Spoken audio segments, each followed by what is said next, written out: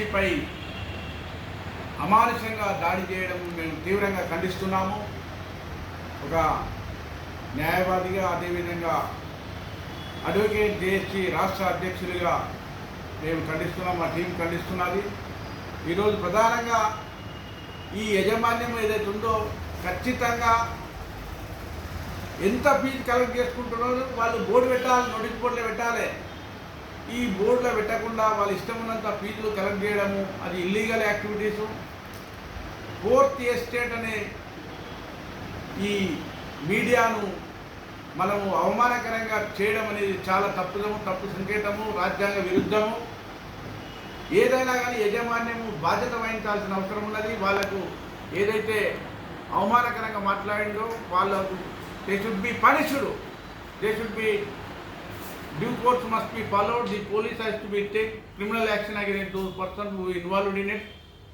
And responsible ఏదైతే ఉందో వాళ్ళు కూడా, యాజమాన్యం కూడా ఏదైతే ఉందో transparency has to be maintained. When the question, media question చేసినప్పుడు ఖచ్చితంగా they bound to give the answer properly. వాళ్ళేమో హైడ్ అండ్ సీక్ కాదు, ఖచ్చితంగా వాళ్ళు ఏదైతే ఫీజు కలెక్ట్ చేస్తున్నారో they should reflect it. Notice బోర్డులు అఫిక్స్ చేయాలి.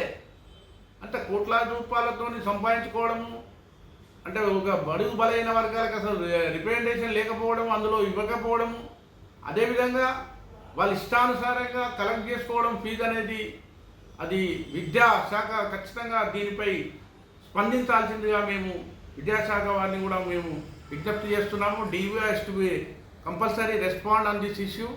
Immediately he has to take initiation, క్రిమినల్గా, సివిల్గా, అదేవిధంగా ఈ డిపార్ట్మెంటల్ కూడా యాక్షన్ తీసుకోవాల్సిన అవసరం ఉందని మేము DVO గారికి విన్నవిస్తున్నాము.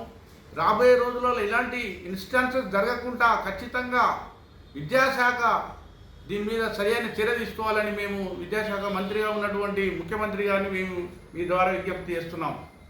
నాగుల Srinivas Yadav, advocate JAC president.